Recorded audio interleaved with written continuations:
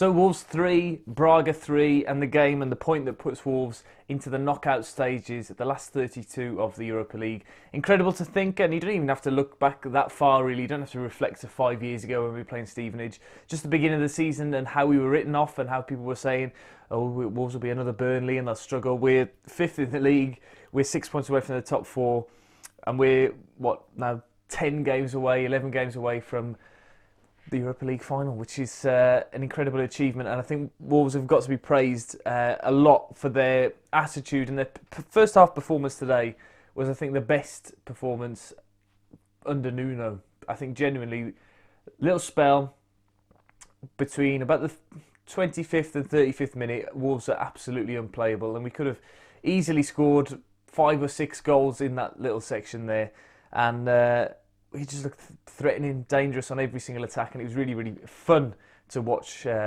Wolves in that little spell. And just unfortunate that we weren't able to follow that up in the second half with confirming the win and putting us in a very strong position to win the group. However, I'm not too concerned about that. If we finish second in the group, I think we've still got the capabilities to beat what might be a Champions League team. Wolves going forward in the first half were superb.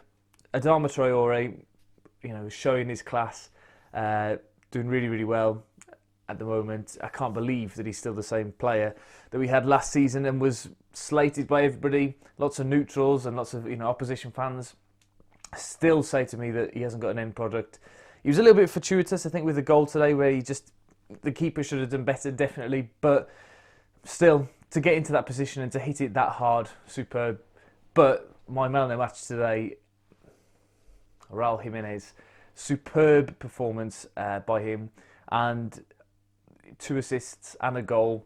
Really, really great goal as well. The way he headed it back across the face of the goal, past the defender and the goalkeeper to equalise and to get us back into a game after a disappointing goal to concede first up. It was, again, fortuitous for Braga in that it deflected up off Neves and Patricio didn't have any chance of getting there. And then the ball for Doherty's goal from Jimenez was out of this world, because the run starts, and when he plays the ball, the run is so far away. Doherty is so far away from where the ball ends up and where Jimenez places it. So it just shows you the chemistry between the teams and how well they know each other. Really, really, intricate sort of play from those two. But then again, just to come back to the point in the second half, they weren't able to continue in that positive momentum. They did for a little bit, but they did fail to really take any chances. And then a little bit of disorganisation, which we've come a little bit used to in the second half. Dendoncker losing his man, Sace giving away the ball. I think Sace played.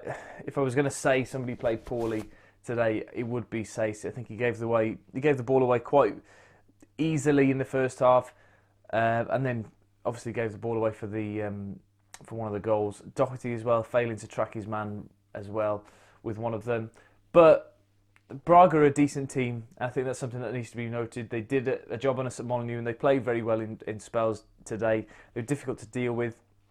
That Eduardo came off the bench and changed the game, and then Paulinho as well looked a handful.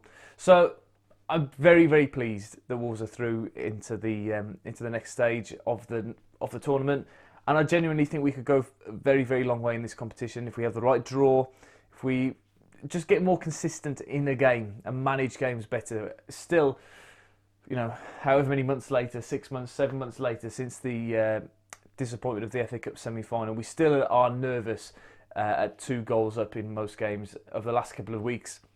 Villa and Bournemouth, and now today, we've had good leads and played really well, and then come under a lot of pressure towards the end of those games and nearly thrown them away. But we're doing so well. We're doing so well. And if you'd have offered me this position in August when the season started, or in July, really, when the season properly started with the Europa League, I'd have bitten your hand off, because we've dealt with everything really well, and we're still getting better.